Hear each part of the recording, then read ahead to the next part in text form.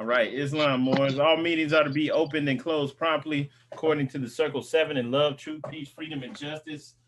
We ask that everyone who is able to please rise and face the east for Moorish American prayer.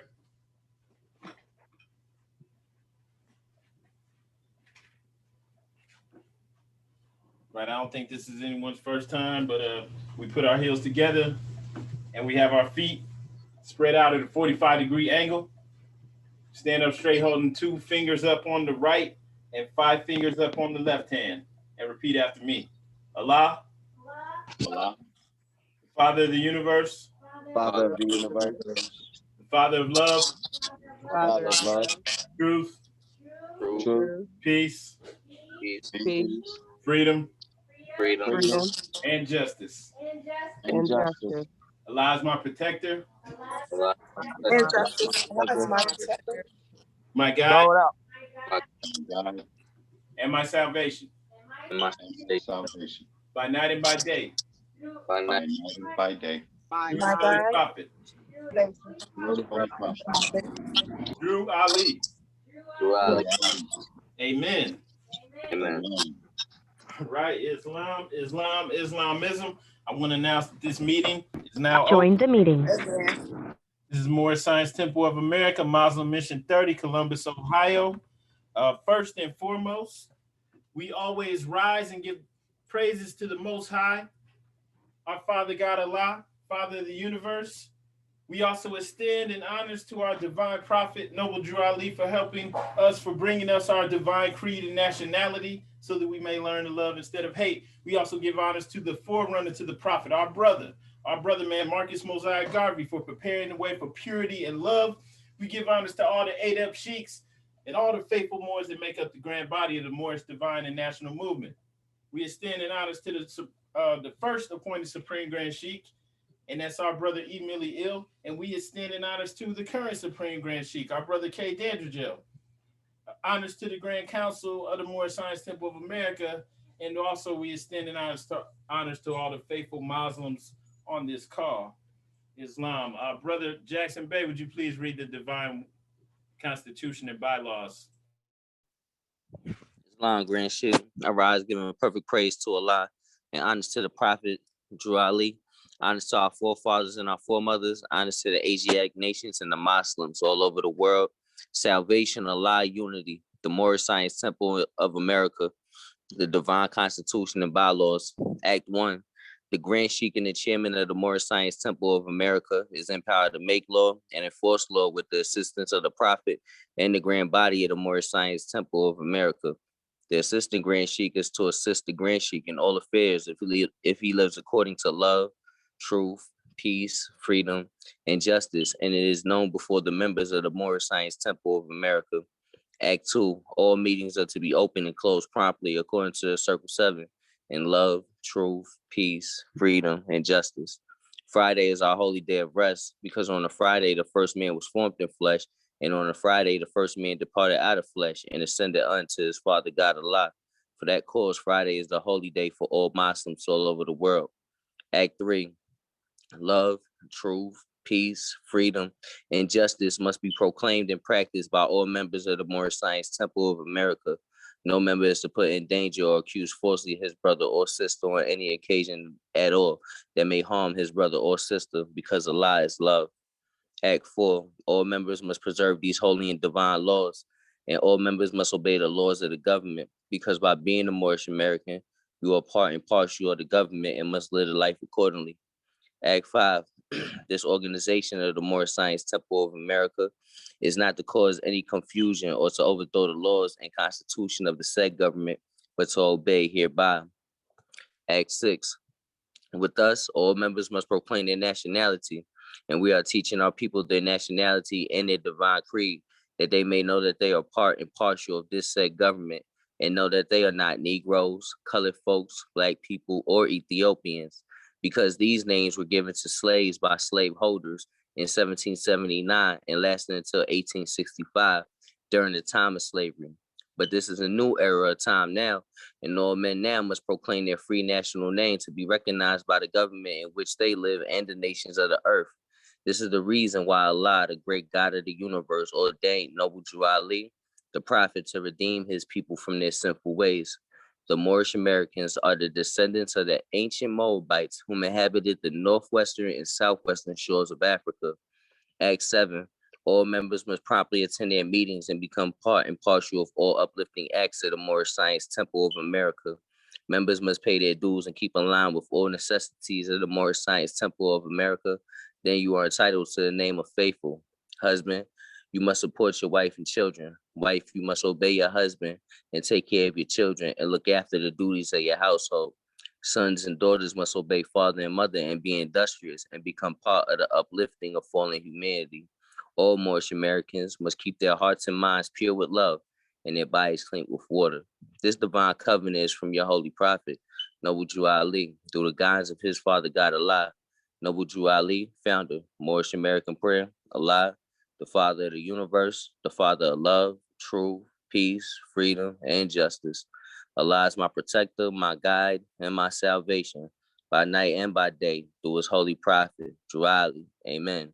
The Moorish Science Temple of America, Home Office of Noble Drew Ali, Home Office, Chicago, Illinois, USA. Islam, Islam, Islamism. Happy Sunday, Muslims. Islamism and gratitude, brother. What's the highest title that we can attain as Muslims? The title of faithful. Faithful. All right. Islam. Let's go ahead and go over the writs of the prophet. Prophet warns all Muslims to be read in every meeting. I hereby inform all members that they must end all radical speeches while at work, in their homes, or on the streets. We are for peace and not destruction. Stop flashing your cards at Europeans. It causes confusion. Remember, your card is for your salvation. Failure to obey these orders will be of severe consequence. Sorry. We are for love, truth, peace, freedom, and justice. And when these principles are violated, justice must then take its course. Any member or any group of members who hold malicious feelings towards the prophet, towards the temple or the prophet, or violate the divine covenant of the Moorish movement will receive their reward from Allah for their unjust deeds. All true Moors will and must obey the law as laid down to them by their prophet. If they lose confidence in their prophet, they should turn in their card and button, cease wearing their turban and fez, and return to the state where I, the prophet, found you. This is a holy and divine movement founded by the prophet Noble Drew Ali. And if the prophet is not right, the temple is not right. The prophet, therefore, is sending out the divine plea to all Moorish Americans that they do their part in protecting their prophet and the temple. This is an everlasting movement founded by the prophet through the will of Allah to redeem his people from their sinful ways. Peace, Noble Drew Ali. All right, Islam. Is that Sister Adams Bay calling in on the iPhone?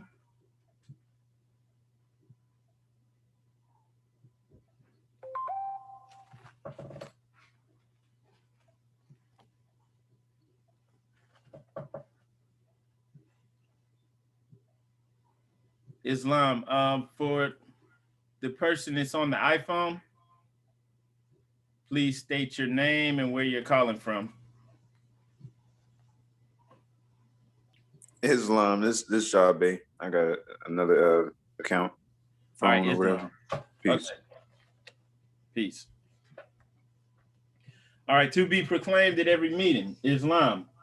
I'm glad to know that I have a few faithful Moors among you all, and I desire for them to know the truth and the divine truth.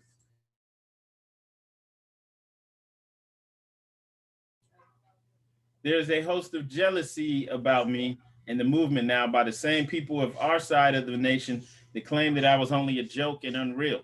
But now, since they have found out from the government officials of the nations of the earth that this is the only sole foundation that all Asiatics must depend upon for their earthly salvation as American citizens, they are working every scheme that they can to disqualify me so they may take charge of the situation. I have notified all these things to you long ago in the past. It is through the faithful Moors that attribute to the movement and uplifting funds, the ones that pay their divine respect to me and the movement will be remembered.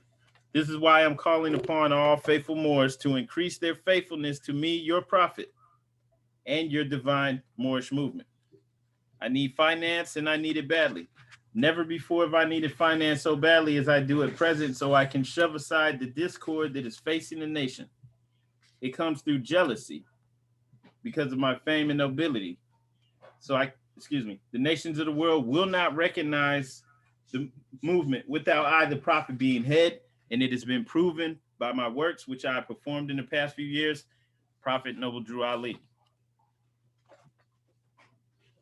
To the members of the Moorish Science Temple of America, Islam, this is the instruction from your prophet Noble Drew Ali. Be faithful unto your forefathers' divine and national creed, that you will be blessed for your good deeds that you sow in the flesh. Allah is the one that judges the world, and his judgment is on now, but the weak can comprehend it not. The end of time is drawing near, so says Allah to his divine prophet, I, Noble Drew Ali. And that is why many hearts have been turned to stone, and many have eyes to see but cannot see, ears to hear but cannot hear, lest they will be confounded of their own sins. These are the trying hours now, dear Moors, and every evil spirit is moving, and they are trying every weak mind to overthrow and drag out the true foundation that has been laid, and to cause confusion in the minds of the ones that do believe. But if you have the true love of Allah and the spirit of your forefathers, you fear not what you hear or see, but will sacrifice the utmost of your very life to protect your movement and your prophet. Watch your enemies, dear Moors. Your enemies are the ones that speak against your prophet and ridicule him to the very lowest, and the ones that speak against your divine and national principles of your temples. Act accordingly, and Allah will bless you for your good work. Peace, your divine prophet, Noble Drew Ali. Remember, the highest title we can attain to is faithful. All right? And just going back in there to that I just finished reading. The prophet wasn't just speaking about that time period, right back in the 1920s. He was speaking about right now, speaking to us right now. The end of time is drawing near, so says Allah to his divine prophet, Noble Drew Ali, and that is why many hearts have been turned to stone. Many have eyes to see, but cannot see, right? The deaf, dumb, and blind, ears to hear, but cannot hear, lest they would be confounded of their sins, right? The deaf, dumb, and blind don't even realize what they're doing. These are the trying hours now, dear Moors, right now. And every evil spirit is moving, and they are trying every weak mind to overthrow and drag out the true foundation that has been laid, and to cause confusion in the minds of the ones that do believe. All right? So this is what's going on. It was going on then, and I showed you that old newspaper article. I'll pull it back up just to give you an example, but it's going on right now. They're trying to overthrow and drag out the true foundation. They're trying everyone, okay, and trying to cause confusion. Why? To get you out of your divine covenant. All right, and then back to Prophet warns all Muslims. I hereby inform all members that they must end all radical speeches while at work, in their homes, or in the streets. Okay, and we saw examples of why the prophet was saying this in that day and time, but it's still going on right now, right? But we saw that this was from Richmond, Virginia, right? 1928, May 26, 1928, while the prophet was here in the flesh. We have somebody out here breaking the law. This is the law. If you really hold to this, if you're really a Moorish American Muslim, this is law for you. So you can't be out here speaking radical at work, in home, or on the streets. We are for peace and not destruction. Stop flashing your cards at Europeans. It causes confusion. Remember, your card is for your salvation. Okay? And so this was right here, 1928, Richmond, Virginia. And we have they put prophet. I don't know what that was about. Prophet Mosby in trouble, right? He's speaking radical against the church. They indulge in the abuse of churches, and finally were especially bitter towards the United States flag, which they had on one side and a red flag with a crescent in the center on the other. Right? So Mosby, he was from Virginia. He's from Richmond, Virginia, and he's out here talking bad about the church. He had a small ladder and a platform. So he's out there. What's that thing they tell, that saying when you're out, when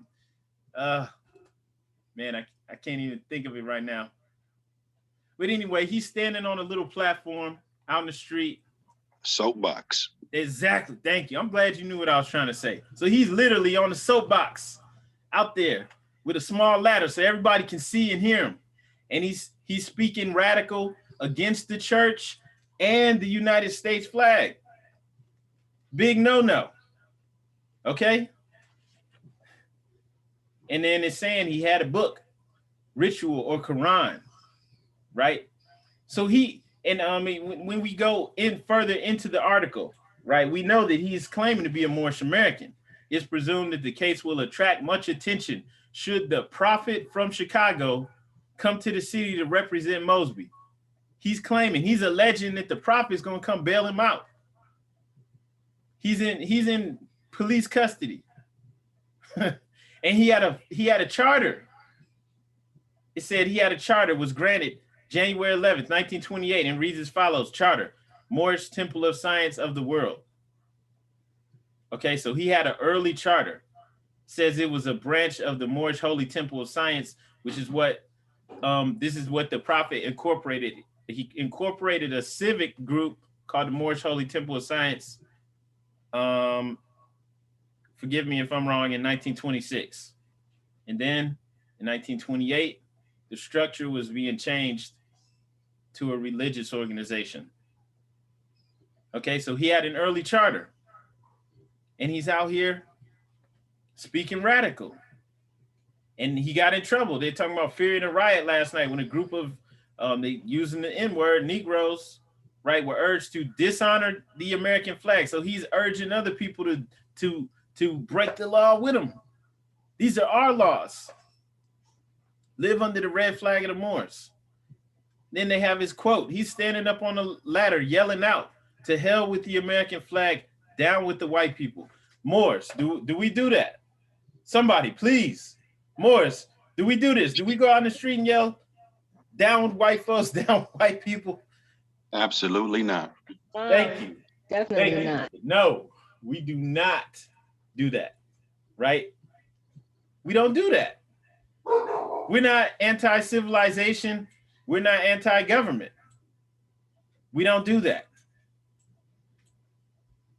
And then they had another situation. It says one Negro came into the police station a few minutes after, and he walked up to the desk sergeant and said, "You know that N-word, that nigger you all just arrested, that fool charged me $7 for 7 degrees." So I don't know what that's about. He was charging them for paperwork. Okay. So he wound up getting himself in trouble. 7 degrees. Okay. All right. So this was occurring then, way back then, 1928, and it's happening right now. So the prophet was talking to us then and now in the present. And why is this important? We can't fall for this. In the warning where it's speaking directly to us, it says these are the trying hours now. The end of time is drawing near. These are the trying hours now, dear Moors, and every evil spirit is moving. And they're trying every weak mind to overthrow and drag out the what? The true foundation that has been laid. The prophet already laid it down. We don't have to remix it. Not saying that there's nothing that we won't have to figure out ourselves, just saying we don't have to remix it, right? We have laws. We need to abide by it. You abide by it. It's really simple. You fall under the divine covenant. And then it's just obvious why we shouldn't be out here talking radical against the government, right? We're not in any position to back any of those types of words up anyway. So why do it? Right? You're putting yourself in harm's way. Not going to destroy the movement, though. That's the one thing. Because on one end, I would say we shouldn't do that because we shouldn't even want to draw that type of attention that could subvert or slow down us building ourselves up. But people like that weren't able to destroy the movement. It's still here somehow, some way. 100 years later, almost, even though everything dwindled down to just a handful, it's still here and it's growing. So they weren't able to destroy the movement, and that's beautiful. But you know, we want to protect it. We're the foundation now, right? So we want to protect it.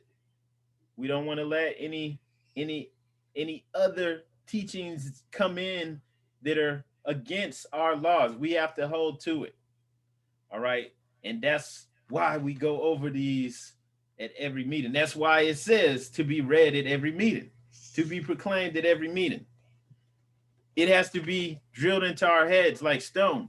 This is law. All right. We want to fall up under that divine covenant. We have to hold to this. And you know, the others, they don't really have a foundation. And not knocking, not saying it's them and us, just saying everyone else who's just finding out this information, they don't have a foundation.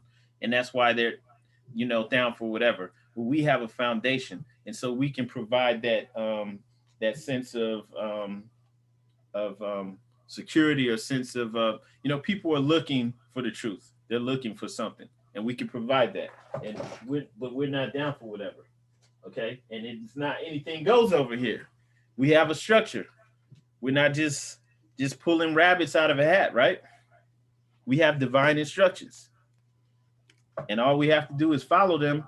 And our destiny is neither uncertain nor unknown.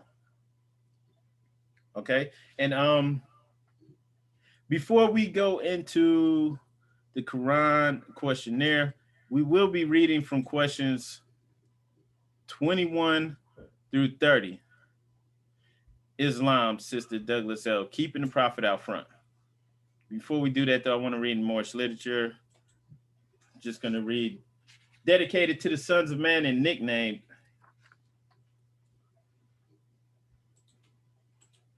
In that, if you have that white Moorish Literature book, that's page 47 and 48.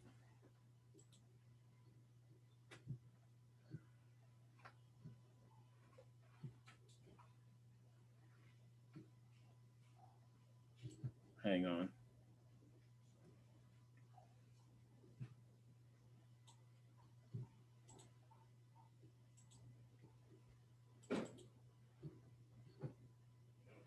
All right. Also, yeah, if anybody has any questions or anything, feel free to just raise your hand, or you can unmute. You can interrupt me. All right. Dedicated to the sons of man, Amexem, the land of our fathers, the land where the gods love to dwell, the birthplace of the ancient Egypt land, where civilization first saw the light of day. Now, since man has left his first religion, which we know what that is now. We know what Islamism is. We spoke about that on Holy Day, right? What returning to the old time religion really encompasses for us. Like, we don't just pay lip service to that, right? Like we seen that with our people, hey, let me get away from that. I'm not saying with our people, but we see that how some people are almost playing dress up. Right, you want to be an ancient Egyptian because it's cool. They built the pyramids, and you know they're almost playing dress up. But you're not actually doing the work that it takes to take on this adept mindset, right? The mindset of the ancients. It takes some work because the ancients were about something for the most part. We played that video clip where basically I had Alexa reading from a book by Manly P. Hall, and Alexa was speaking about the ancient Egyptian society and how they had a theocratic monarchy, right? That was basically ran by the priests. Okay? And so this is what the prophet returned to us, right? He returned this government, this of God, and he returned us to this mindset. So not going to spend too much time on this. We spoke about this, but we know that returning to that mindset, Islamism, for the most part, right? And we're given the steps throughout our Quran on how to subdue our lower self. We're given the 12-step ladder. We know that by working on attaining each one of those virtues, we're doing what? We're subduing the lower self.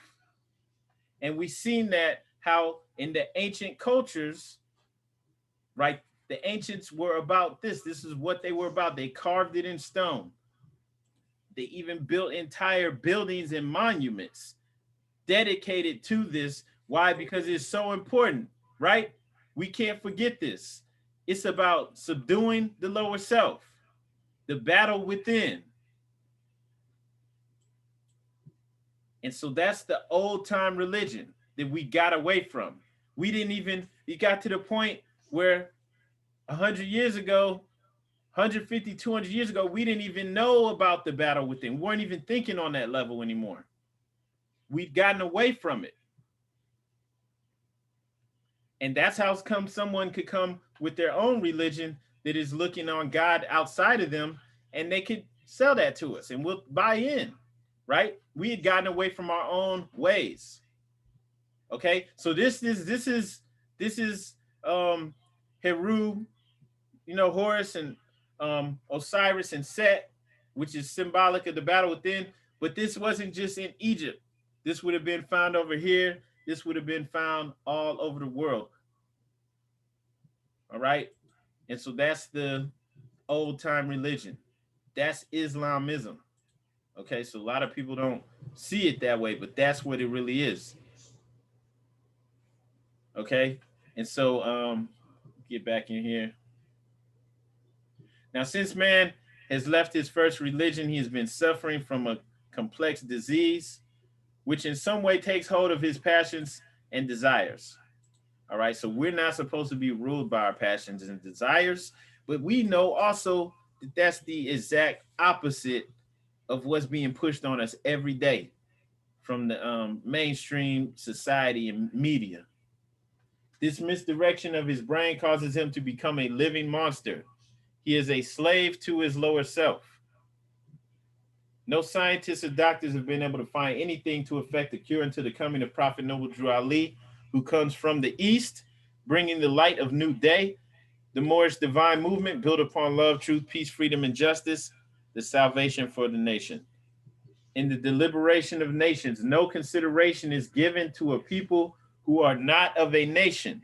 In 1774, the Europeans of this country took the birthrights away from a people whom they forced under bondage. They were not slaves, they were bonded free men. The subsequent generations who followed them in this bondage were slaves because their minds had been subjugated to a European psychology. They were branded with the name Negro and were separated from the illustrious history of their forefathers who were the founders of the first civilization. So in the current state, having that mind state of a Negro, you can try to claim to be the creators of civilization, but you sound crazy trying to claim it, right? Because we're not even standing on those principles. We don't have that mindset. It's hard to believe. Okay, let's go to nickname real briefly. When the forefathers of the Moorish Americans were first brought to this nation, they had a nationality in the name, but in order to separate them from the achievements of their fathers, a name was given them which had no connection whatever with the founders of civilization. They were nicknamed Negroes. Today in this nation, there's no such thing as Negroes in the sense that they are called. Just why so many of the intelligent Americans will cling to this nickname is hard to understand. If you look in some of the dictionaries, you will see that the word Negro means a sly person, a coon. If this is not an insult to the illustrious history of a nation, there can never be one given. Just as they have saddled on the Moorish Americans the name Negro, they have also given him a religion that was made to enslave him and stop his progress. Right? They have the religion, or well, at least the portion of Christianity given to us has us looking outside of us for divinity, for our connection to divinity, looking outside of you, needing a middleman. And in actuality, within the Bible, it tells you that Allah is within you, that you're all sons of God. And that's in the Quran as well, right? But this is, for the most part, given to the mainstream. That's what people are, given. Billions, literally billions of people around the world are given this God outside of you. It is the duty of every man who lives to redeem the name of his forefathers and not be herded into a mass of weaklings. Stop referring to yourself as Negro, colored, and black, for you are neither. You are men, American citizens. Speak up for yourselves, or it will never be done. As long as you wear the clothes of another, or live in the house of another, or depend on another in any manner, you are truly a slave to them. If you will be free indeed, you must seek the truth. You must know the truth of your nationality and the name of your people. You must not be a coward and deny yourself the personal rights that belong to every man. Okay, and so that's what we're doing here. I don't have the author of either of those, but both of those are in Moorish literature, dedicated to the sons of man and nickname. All right.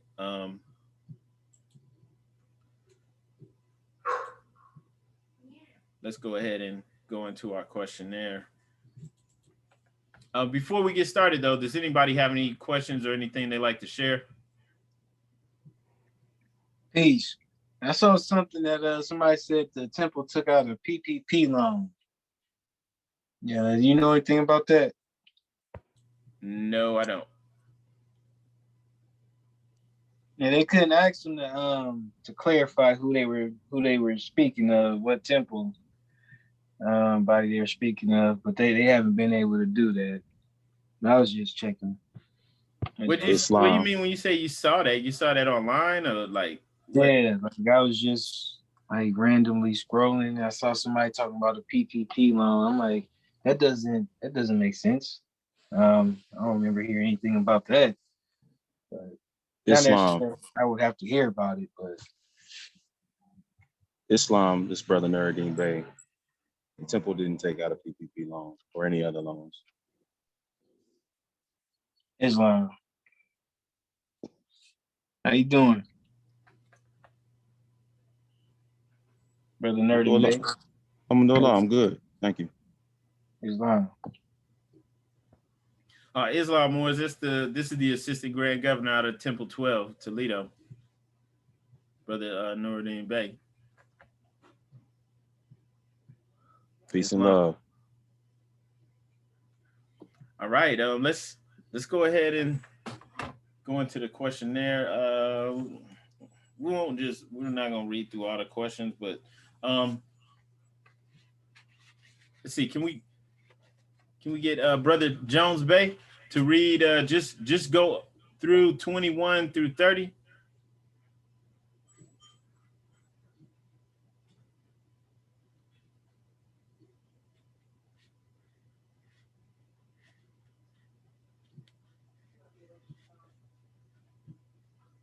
All right, yeah. You know what?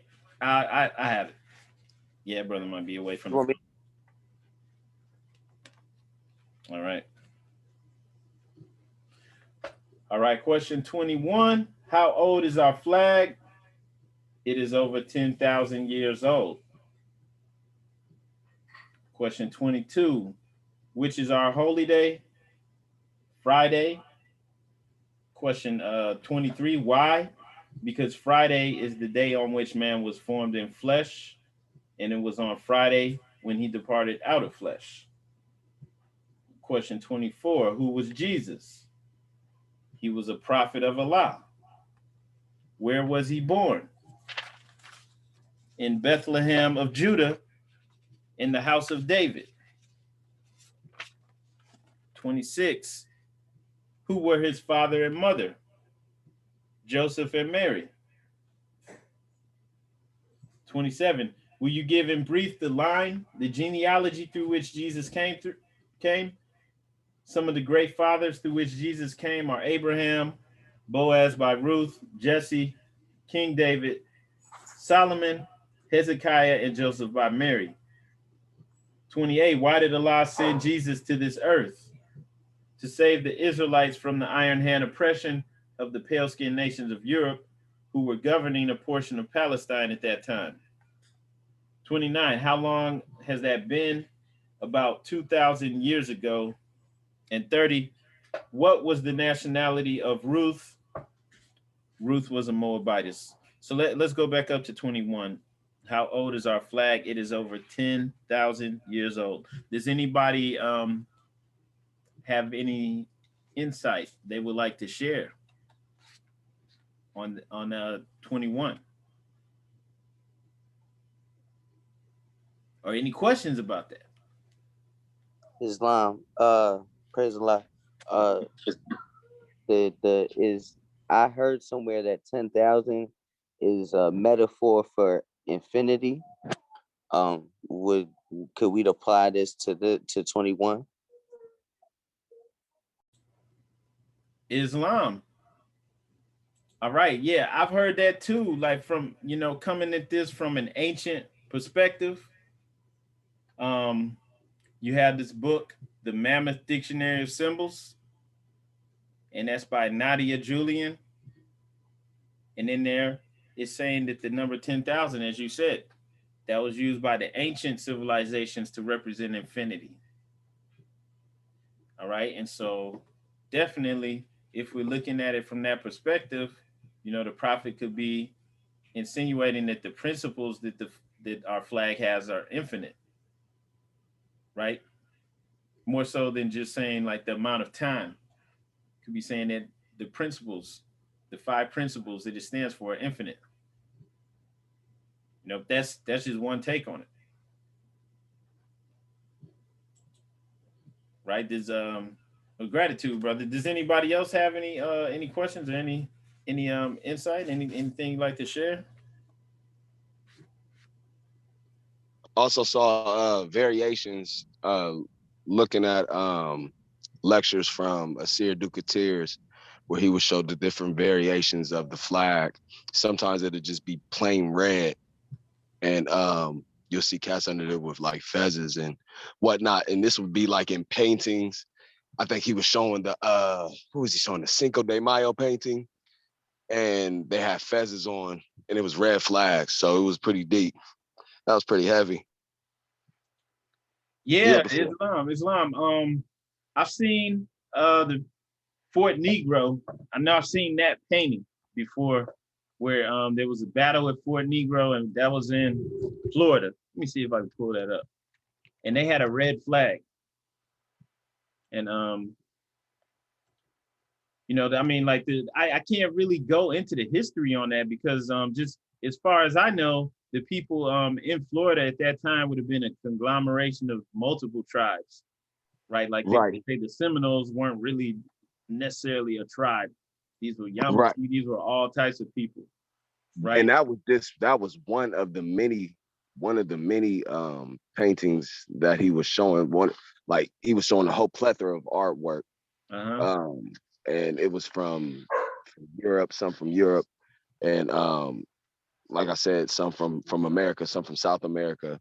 But it was, common. It was the red flag. The red flag. Sometimes it was the red sash that was tied around the waist area, almost like a cummerbund.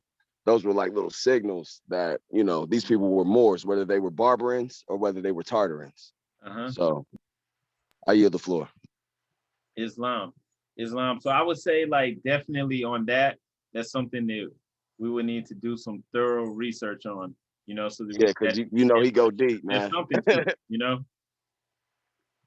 It's definitely something to it. And I've seen it. The thing that's up on the screen, there's a red flag, but it's got I think the British Union Jack in there. But I've seen one with just the red flag. It's all solid red.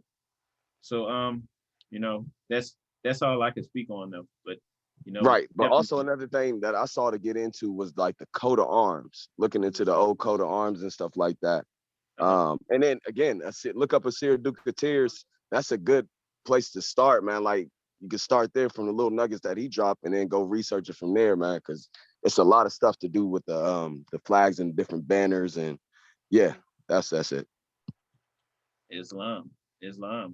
Gratitude, brother, for a share. Does anybody else have any questions or anything about that measure about the flag? 10,000 years. All right, if not, let's go ahead and move on. So you see that diagram up here. You probably already know what I'm about to say, but 22, which is our holy day, Friday. And then why? Because Friday is the day on which man was formed in the flesh, and it was on Friday when he departed out of the flesh. And on one hand, right? As Muslims, right, we know that Friday, that's the Sabbath day for billions, billions of people all over the world. All right, especially Muslims. And that's one way to look at it. Okay, that's to say that that's the seventh day of the week, right? This is the day that we should set aside for spiritual insight, for meditation, prayer, right? And that's true, right? And then on another aspect, Friday, all right, was ruled by the planet Venus, the planet of love deified, right? Also, looking at that Kabbalah tree of life, all right, where you have the 10 spears. And these spears, these are all different realms. At the top, we have the spirit realm. In the middle, we have the soul realm. And then you have the physical realm, right? Where you get to the very bottom spear, that's Malkuth, that's the physical realm. And we see right there in the middle is the sixth spear, that's the sixth spear. Okay, when you're counting down from the top, coming down from the spirit realm, you get to the sixth spear. That's exactly in the middle. It's like in the soul plane, in between the soul plane and the physical realm. Okay? In chapter 1 of our Quran, it informs us that a special thought of Allah, the thought of his own presence within his creation, right? That's also in the Quran Mecca, right? As revealed to the Prophet Muhammad in Surah 2 through ayat 30 through 34. This is also in there, right? So the thought of his own presence of within his own creation is cast forth into the soil of soul, and it grew rapidly, gaining self-awareness and lordship in the sixth period. Okay, so we're in the sixth day. That's the sixth period. All right, and that's also in between that spirit and soul. I mean, in physical plane, right? It's in the world but not of the world. Truth and falsehood strangely mixed, and that's us right there. That's, you could look at that and say that's where man is right now in that sixth day. And so that's one reason why we hold to that, whether we know it or not. That's one of the reasons why we hold to this. Okay, and if with that knowledge and understanding though of why we're holding to it, now to make sure you set aside that holy day for spiritual insight, for remembering who you truly are, your connection to Allah, right? We have to set that aside as Muslims and having this understanding, and make sure that we at least set aside some time on the holy day for spiritual insight and reflection. Okay. Of course, I'm not saying that's the only way to look at it. That's just one perspective on it. Let's move on. Okay. Who was Jesus? He was a prophet of Allah. All right. And that right there is powerful. This is, of course, how all Muslims will be looking at Jesus. They will look at Jesus as a prophet, not necessarily not looking at him from the Christian point of view, right? He was a prophet of Allah. He came to bring the message, for the most part, the same message that all prophets bring. Like, all prophets have a universal message. They have a mission for their people, to bring their people back in alignment with Allah. But they also have a universal message, which is letting everyone know about, or reminding everyone of their connection, right? That Allah is within you, the higher and lower self, that you must subdue the lower self. So that's the universal message that all prophets bring, right? We know just from looking at the scripture, looking at the different Bible scriptures, we know in Psalms that God, right, the words of God, Allah, in Psalms in the Bible, he says that ye are all sons of the Most High. And then we know that Jesus used that very same quote later on in the second, in the New Testament, when he was being chastised, when he was being attacked by the Jews, right? He's letting them know the scripture.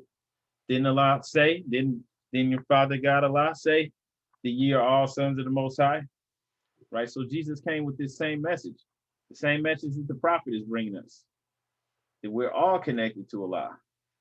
And also, he let it be known that you didn't necessarily have to go through him. You didn't need a middleman, right? So this was a universal message that all prophets brought. And we can see how man convoluted, man mixed up that message, right? They changed it. They totally changed it. We don't speak ill on the church. And so this isn't like a condemnation of the churches, because there's some Christians who don't have this perspective. There's very few, it's hard to find, but there's some people like Reverend Ike that taught that God's within you. But for the most part, they held Jesus up and just said, he's the Son of God. Even though in the scripture, several times, it lets you know that this is in reference to all men and women, right?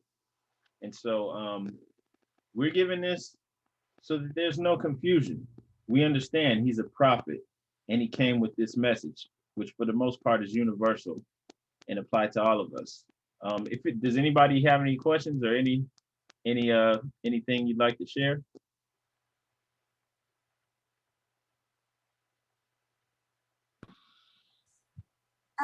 Why do you guys call it 101? Oh, because in this questionnaire, there's 101 questions, 101 questions and answers. It's a really small book, only has like 6 or 7 pages. And there's 101 questions. And then after every question, there's an answer. So it's 101. So that's a nickname for it, but it's actually called the Koran Questionnaire. 101's a lot easier to say.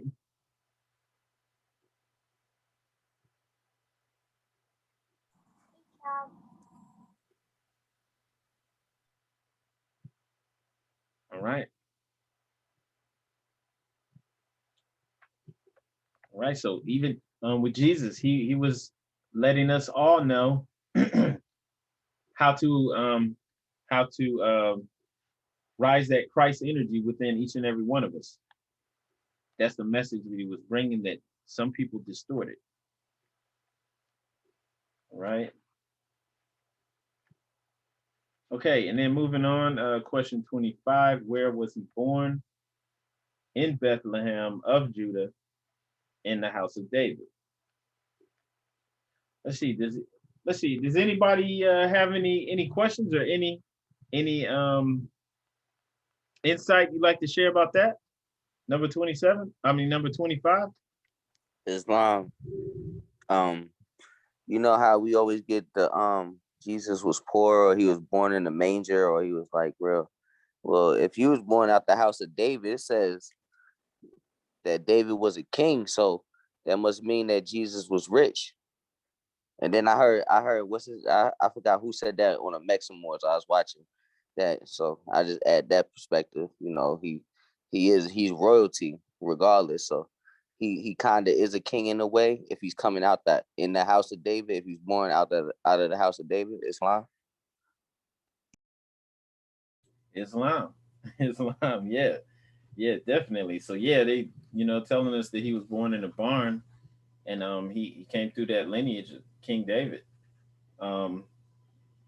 We know that. Well, also what's not commonly known is that Bethlehem. Beth means house, right? Bethel means house of God. All right, and that also could be letting us know that the body is a holy temple. Islam. And doesn't David mean on the metaphysical Christ? From the metaphysical Bible dictionary, doesn't David mean Christ to build? Because you said the body of God, and then So we got the Christ and then we got the body. So what does Judah mean? Because does Judah mean the soul? Because then we have a whole different perspective to look at it. Islam. Yeah, definitely. I could get with that. Also, David also means divine love. All right. Islam, that love made manifest. Islam. And so just looking at that lineage that they're giving you, though, through the house of David, David was the second king of Israel. So that lets you know that Jesus was a prince, right? And like you said, he wasn't coming out of poverty, born in the manger. That's symbolic, right? But he was coming through royalty. All right. Question 26. Who were his father and mother? Joseph and Mary. All right. Does anybody have any questions about that or anything you'd like to share?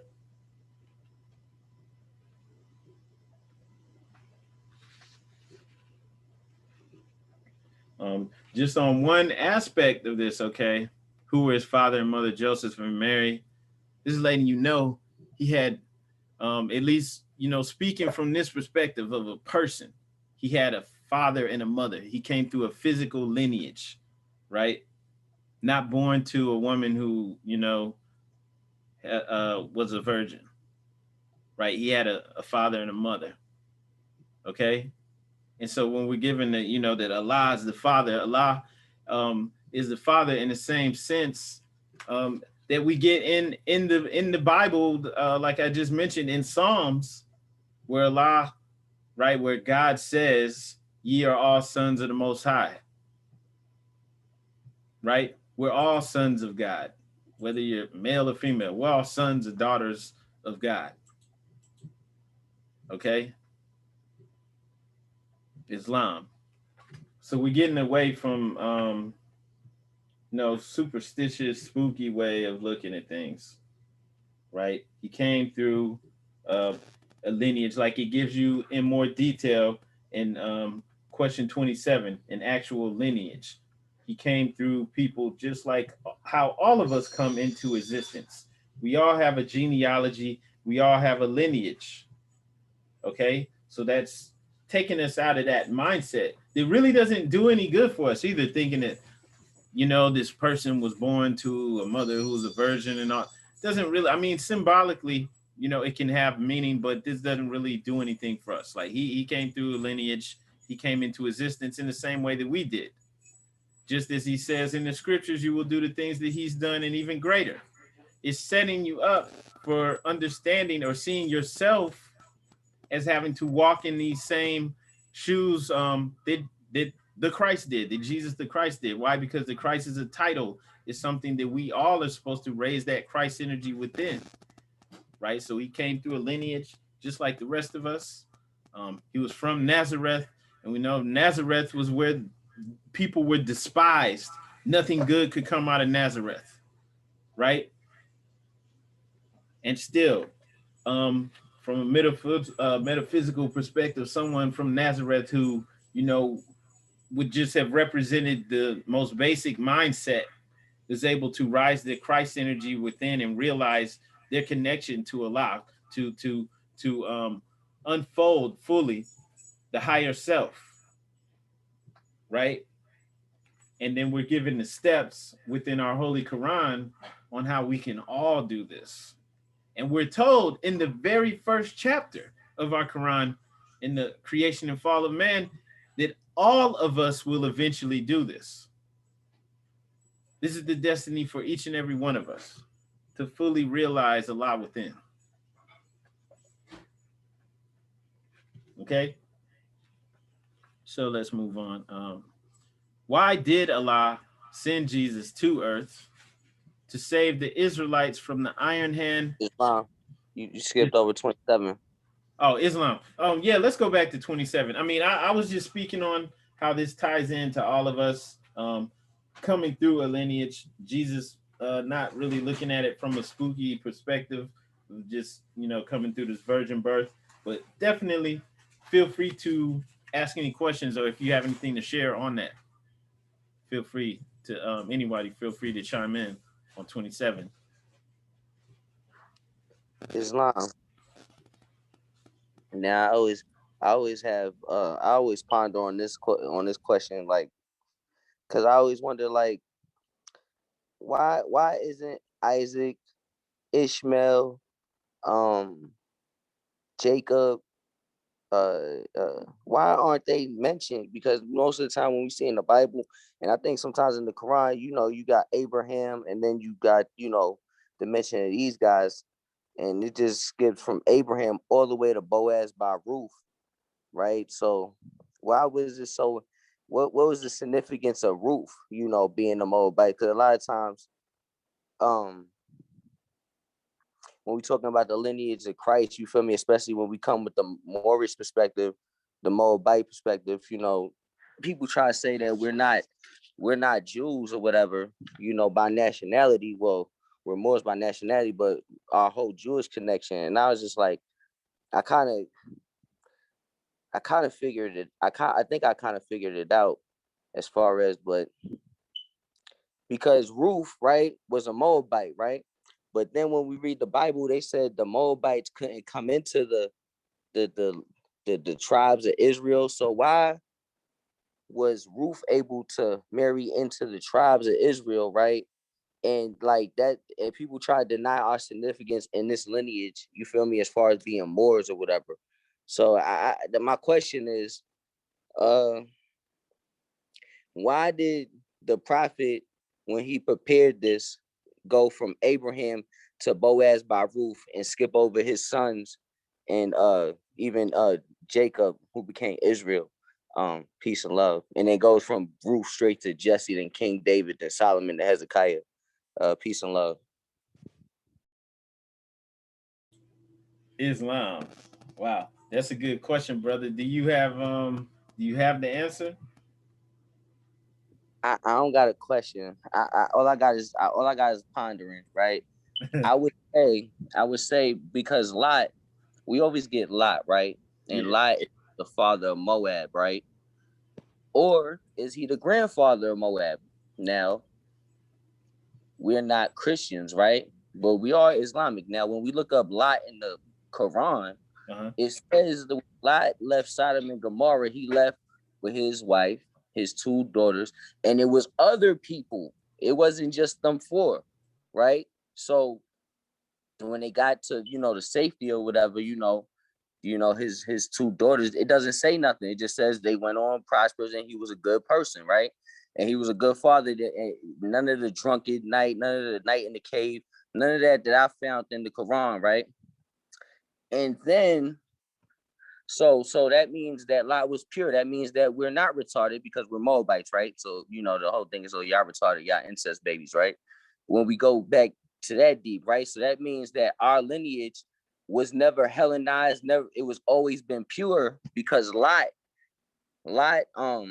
remember Melchizedek, when we go in the Bible, Melchizedek, when Abraham, who was called Abram at the time, he went and rescued Lot and brought him back to Melchizedek, where Melchizedek taught Abraham and Lot, the high priest, the knowledge or whatever. But Abraham wasn't exalted until he rescued Lot. So that shows Lot's importance, right?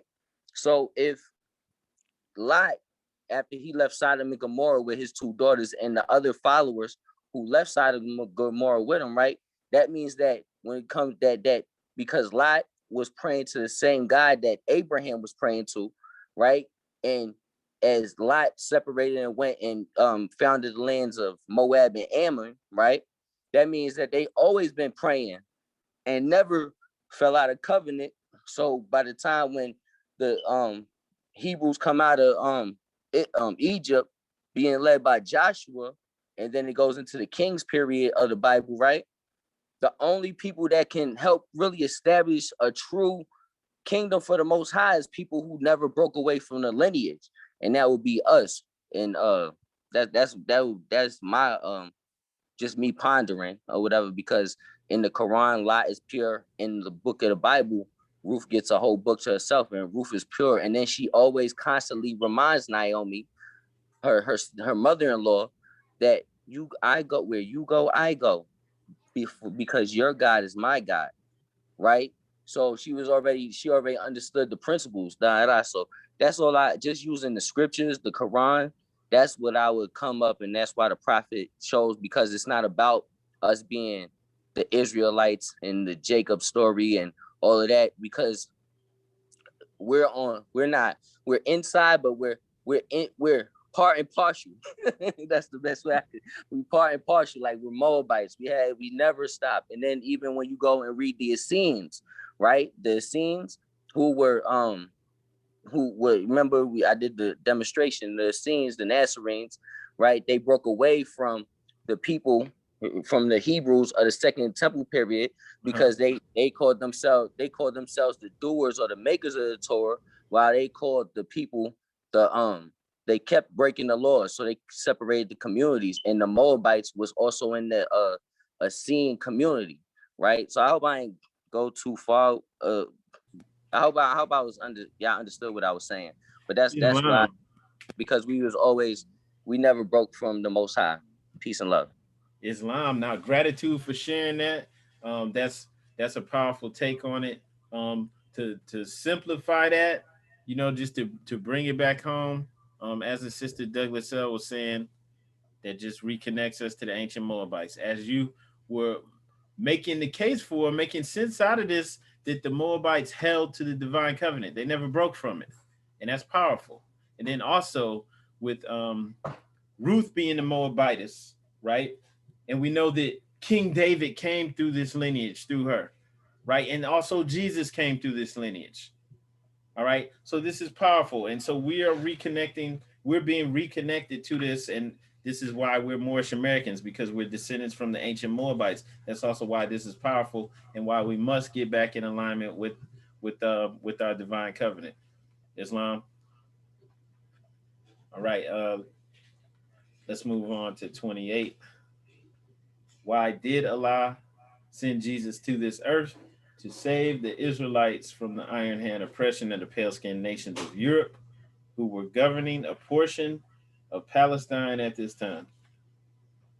All right. Does anybody have any questions or any insight, anything they'd like to share about number 28?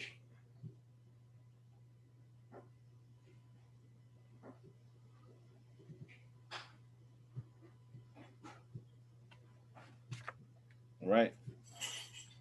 Okay. So just with that, we can see the connection, with Jesus, with our prophet, Noble Drew Ali. It looks like, from this perspective, Jesus would be seen as a freedom fighter, right? In this day and age, he would be seen in the same light as the prophet Noble Drew Ali. He came with the universal message, the reconnecting of the understanding of the higher and lower self, right? He had that same message. And then he also had he had something to do specifically for his people. Hey, Brother Jackson Bay, was your hand up, or was that from earlier? No, I got a question. All right, Islam. In Islam, Brother Shaw Bay, the prophet was right on time. Islam. My question, Sheik, is it's just funny. I got a question. I know I'll be having a lot of questions, right? To save, it says the answer to 28, to save the Israelites from the iron hand oppression of the pale-skinned nations of Europe, who were governing a portion of Palestine at that time. Why did the prophet instruct us to say that was Palestine, and saying that instead of saying that was Israel? That it's because he went so Jesus went to go save Palestinians, right? Or did he go to say Israelites? Or why did he use that terminology, right? That's my question. Am I clear when I ask that? Islam, yeah, that's a good question, because at that time, right, in that era, which would have been looking at around like 60 BC, those people in what they call it Israel, but it's Palestine. Those people would have been called Canaanites at that time. right? So it's interesting, especially in light of what's going on now, right? Some of the atrocities, some of the things that are going on with the Palestinians, of course, having their land taken from them and everything, shows that the prophet was in tune with that, right? But I'm thinking at that point in time though, when Jesus, right, when this was like a Roman colony, those people would have been referred to as Canaanites,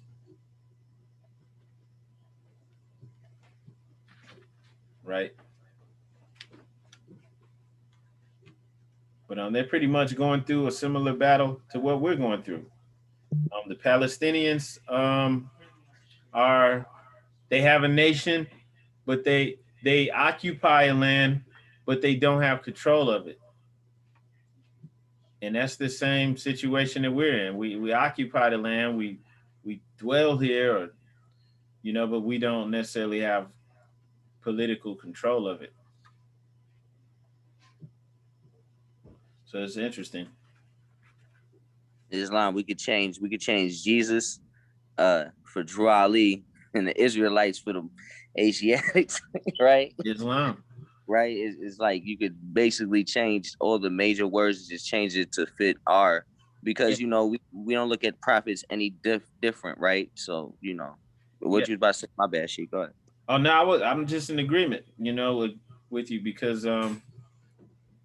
they had the universal portion, which could be applied to us all, and then they all came, to get their people back in alignment with the law's covenant.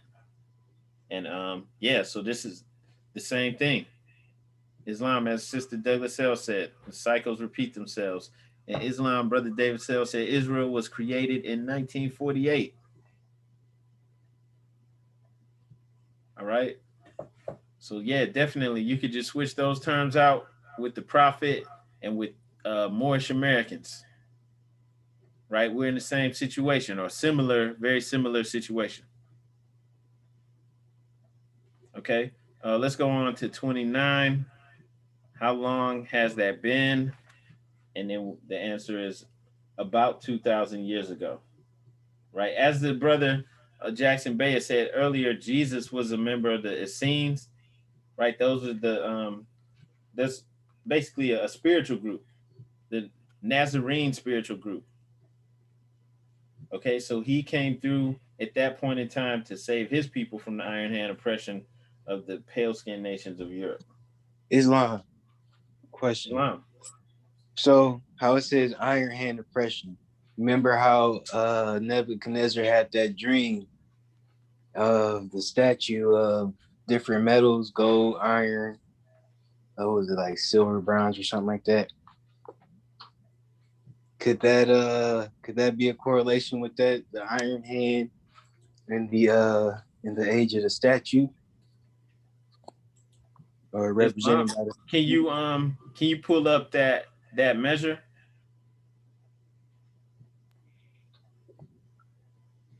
I would have to do some more research. I don't got it right in front of me, but I'll definitely start looking. Give me a second. All right. Yeah, we can go back to it, but one thing too, it's 2,000 years ago. That's letting you know that was in the Piscean age. We always see Jesus associated with the fish, right? And they'll tell you that it's because he multiplied the fish and the bread. But no, it's all about the Piscean age. He's a prophet, and prophets come along at the end or beginning of a new age. So they come along right around the end of one age when we're coming into a new age. So Prophet Jesus came along to signal the Piscean age. When did Prophet Noble Drew Ali come along? 1886, 1913. Islam. And he came along to signal the coming into what? Another age. Does anybody know what age that is? The electrifying age of Aquarius, the scientific cycle. That's right. Right. So The prophets come along right on time, always right on time, right? So that's why we wouldn't say, well, you know, the people, Noble Drew Ali was ahead of his time. Yeah, maybe, but no, he was right on time, right? Right. He came right in, you know, during the end of the Piscean age. We're either in the age of, because I don't even think this is, well, I don't know if we have an exact science on this because we're going off of the I guess you could say the Christian European calendar, but we're either in the age of Aquarius or we're coming into it. So he came around right on time, coming into the new age, had to prepare the people. All right. So this always happens right on time. What was the nationality of Ruth? Ruth was a Moabitess. So this is relinking us back in with the same lineage that Jesus came through. All right. We are who our ancestors were without a doubt or contradiction. What you said too, Brother Jackson Bay, about the Moabites is powerful. I think we've fallen from that as far as like we haven't been holding up the divine covenant. We're working to get back into that, right? But that is powerful. That's important, and that shows why our inheritance, our divine creed, all of these things as Moorish Americans is of extreme importance. We have to come back into this. And I see Brother Davis Hill. Islam, I pulled that up. It doesn't. It says the chest was silver, and that like included his arms, that statue, and his legs were iron in Nebuchadnezzar's dream. So I guess there's no correlation there. All right, Islam, gratitude for looking that up. See you, Brother Jackson Bay. Islam, it came back off what Davis L brought up. You know, the leg was the iron, and then it says the iron hand, right? So basically, like what in the dedicated to the sons of men, we was never slaves. We were bounded free men, right? Bounded why?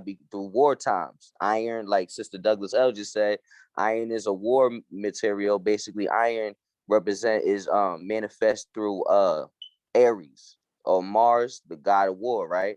So, you know, and then shortly after Jesus died, they went to war with Rome on the low, right? So, and then the war ended in 60 AD or whatever. But yeah, that's just to add to that. And then with the Moabites, we also got to always understand the Moabites was in two halves, right? Because our fathers or our forefathers were driven out of the land, right? And then then we developed kingdoms, which later became Morocco, Tunis, Tripoli, and Algiers.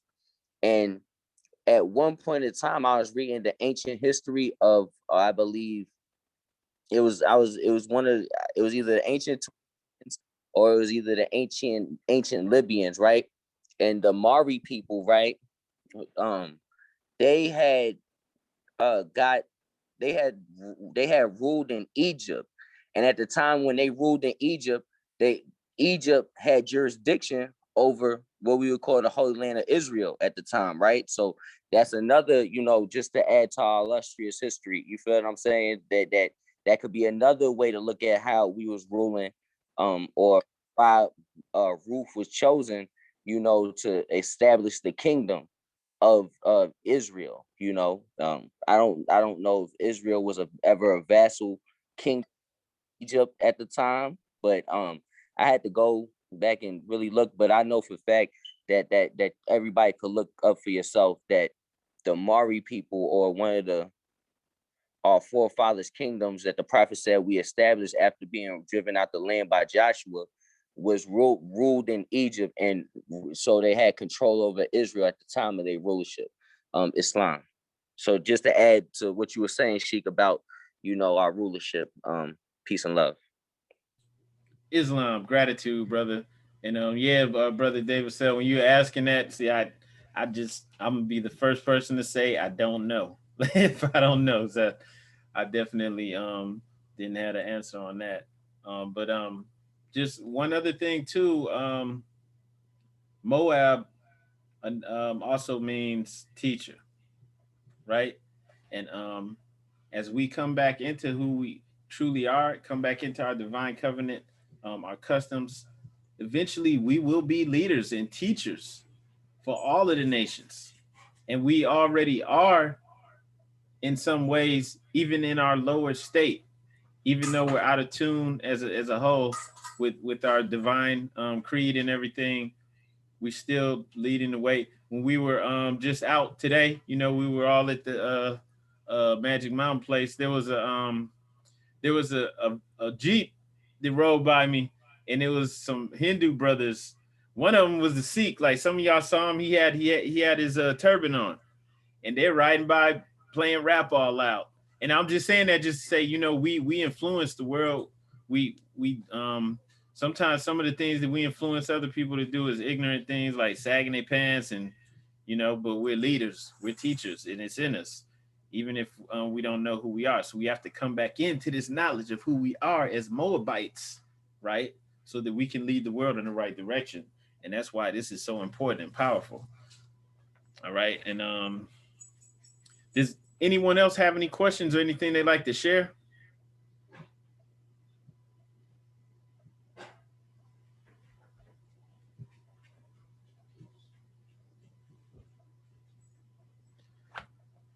Okay, if not, want to announce without further ado, we're going to go into the closing of the meeting. Sister Lachey L, would you please read the additional laws?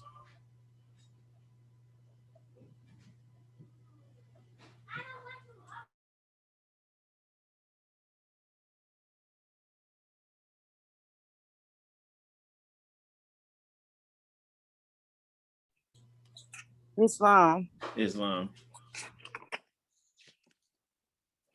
Rise and give praise to Allah. Honor to the Prophet, Noble Drew Ali, and all the Muslims. Questionnaires and additional laws for Moorish Americans by the Prophet Noble Drew Ali. Act 1. Grand sheikhs and governors and heads of all temples, all business. Each said temple must be approved by the Prophet Noble Drew Ali before acting upon by any member. Let it be finance, property, or any line of life that will cause the members to sacrifice finance, etc., that will cause the support of any group of members. Any former officer that violates these laws is subject to be removed from his office under heavy restriction, etc., by the prophet or the grand chief. Act 2. All members are to attend their adept meetings and their public meetings promptly. If a member is found standing around on their meeting period, shall be fined 50 cents on the first case, and on the second, he will be fined $1, which will go to our emergency funds. If member is working, his monthly dues must be paid, and if he has money in the bank, he must subscribe for as much as he is able to. The more uplifting funds, because it takes finance to uplift the nation. Act 3. It is the lawful and divine duty of every good member, if he is able in finance, to aid me in saving the nation, and if he does not, he is an enemy to the cause of uplifting his own people, and justice must catch you.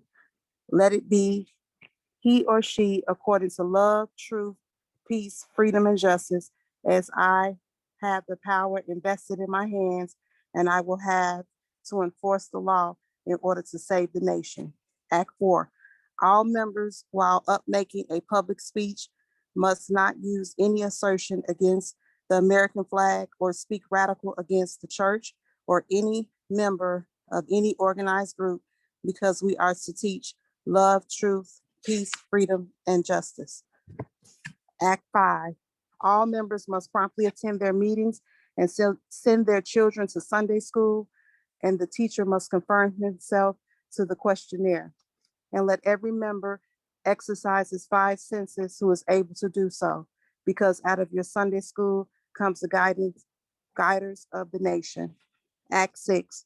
With us, all members must proclaim their nationality And we are teaching our people that their nationality and their divine creed, that they may know that they are part and parcel of this said government, and know that they are not Negroes, color folks, Black people, or Ethiopians, because these names were given to slaves by slaveholders in 1779 and lasted until 1865 during the time of slavery. But this is a new era of time now, and all men must proclaim their free national name to be recognized by the government in which they live and the nations of the earth.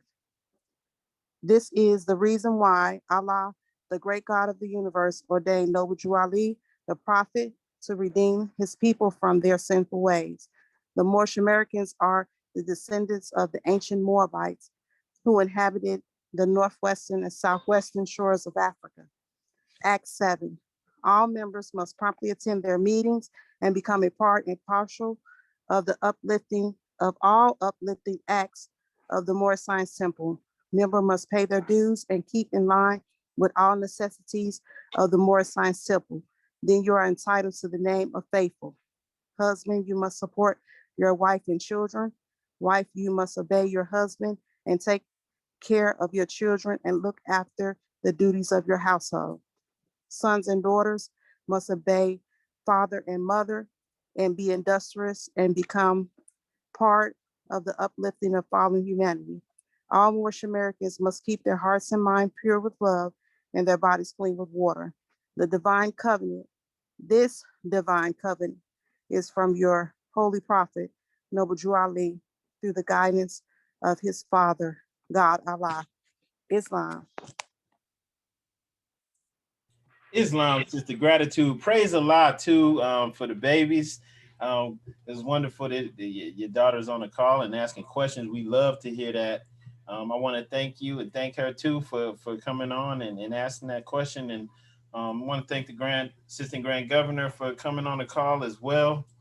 And just remind you, Moors, you see, if you hear the people out there on this soapbox and they talking radical, we have nothing to do with that, right? They talking radical, talking bad about white people and everything, Europeans.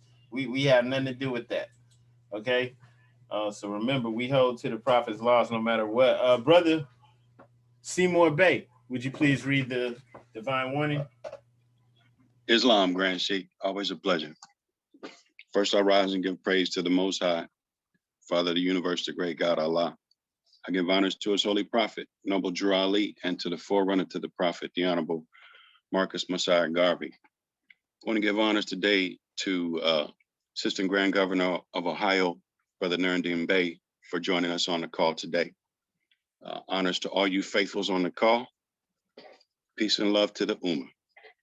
A divine warning by the prophet for the nations. The citizens of all free national governments, according to the national constitution, are all of one family bearing one free national name. Those who fail to recognize the free national name of their constitutional government are classed as undesirables and are subject to all inferior names and abuses and mistreatments that the citizens care to bestow upon them. And it is a sin for any group of people to violate the national constitutional laws of a free national government and cling to the names and principles that delude to slavery. I, the prophet, was prepared by the great God Allah to warn my people to repent from their sinful ways and go back to that state of mind, to their forefathers' divine and national principles, that they will be law abiders and receive their divine right as citizens according to the free national constitution that was prepared for all free national beings. They are to claim their own free national name and religion. There is but one issue for them to be recognized by this government and of the earth, and it comes only through the connection of the Moorish divine and national movement, which is incorporated in this government and recognized by all other nations of the world. And through it, they and their children can receive their divine rights unmolested by other citizens, that they can cast a free national ballot at the polls under the free national constitution of the state's government and not under a granted privilege as has been the existing condition for many generations. You who doubt whether I, the prophet, and my principles are right for the redemption of my people, go to those that know law in the city hall and among the officials in your government and ask them under an intelligent tone, and they will be glad to render you a favorable reply, for they're glad to see me bring you out of darkness into light. Money doesn't make the man, It is the free national standards and power that makes a man and a nation. The wealth of all national governments, gold and silver and commerce, belong to the citizens alone, and without your national citizenship by name and principles, you have no true wealth.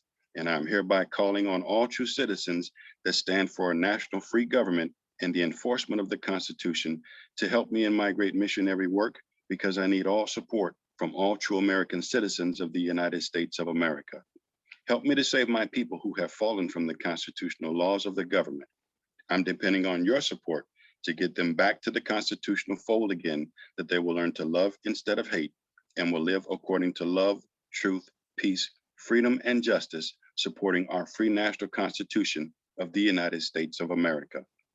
I love my people, and I desire their unity and mine back to their own free national and divine standard, because day by day, they have been violating the national and constitutional laws of their government by claiming names and principles that are unconstitutional. If Italians, Greeks, English, Chinese, Japanese, Turks, and Arabians are forced to proclaim their free national name and religion before the constitutional government of the United States of America, it is no more than right that the law should be enforced upon all other American citizens alike.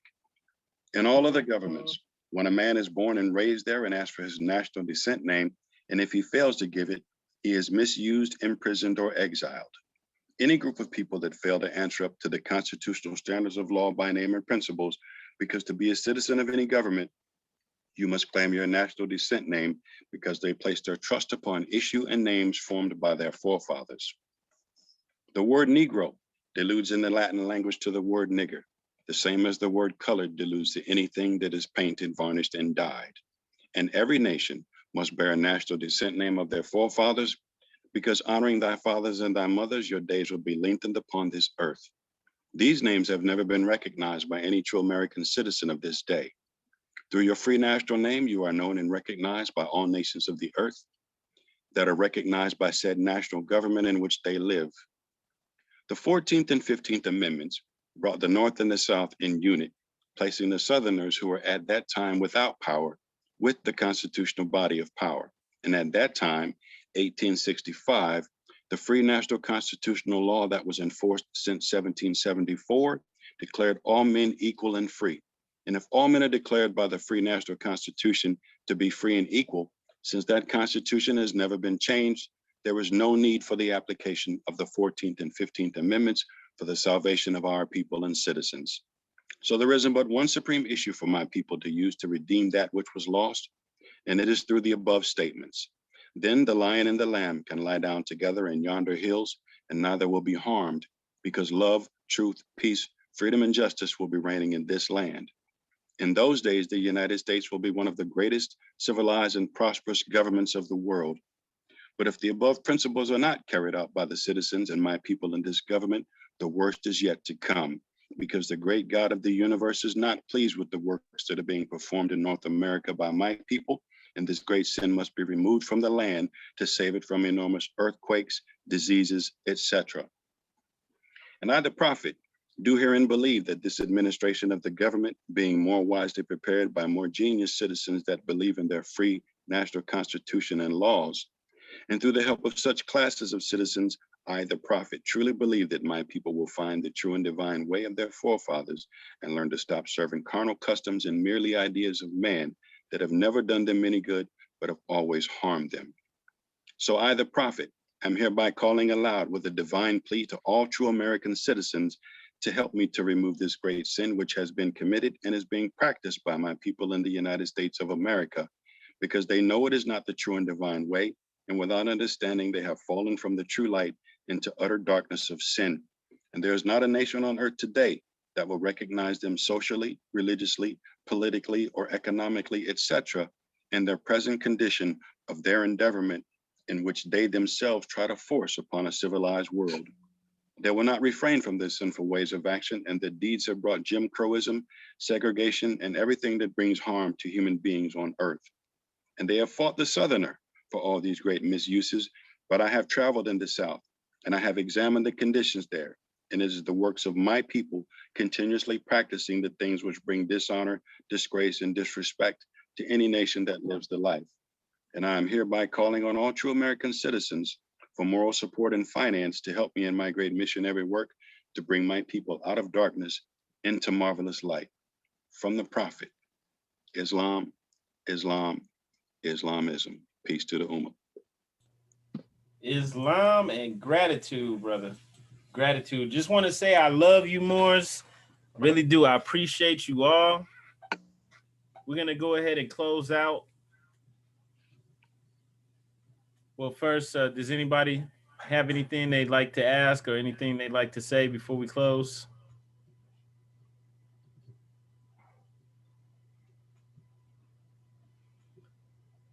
All right. Okay, all meetings are to be open and closed promptly according to the Circle 7 in love, truth, peace, freedom, and justice. We ask that everyone please rise and face the east for the closing prayer. You do not need to repeat after me.